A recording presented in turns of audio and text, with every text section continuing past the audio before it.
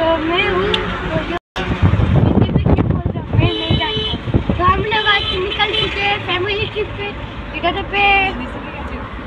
তো ওটা ছিল আমার বড় ভাই, সেই আজকে ভিডিওটা স্টার্ট করেছে। এটা হচ্ছে আমার ছোট ভাই। তো এই যে ঠাকুর মন্দিরটা দেখছো, আমার ভাইয়ের যে দোধরা ঠাকুরটা আছে সেই ঠাকুরেরই ওর নামে আজকে পুজো দিতে এসেছি আমরা এখানে। এমনিতে কিন্তু সারাদিন প্রচুর দুষ্টুমি করে, কিন্তু এখানে এসেও একদম শান্ত হয়ে গেছে। প্রচণ্ড গরম পড়েছিল, তার মধ্যেও কিন্তু চুপচাপ বসেছিল। এইখানে ভাইয়ের অলরেডি ভাইয়ের নামে পুজো দেওয়া হয়ে গেছে। এরপর দিদা দেখতে পাচ্ছ ভাইকে প্রসাদ খাইয়ে দিচ্ছে।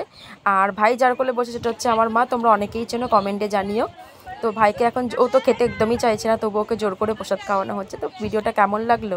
দেখতে পেলে ভাইয়ের কিন্তু পুজো পুরোপুরি কমপ্লিট। এবার হচ্ছে সবাইকে প্রসাদ দেওয়া হচ্ছিল এইভাবে।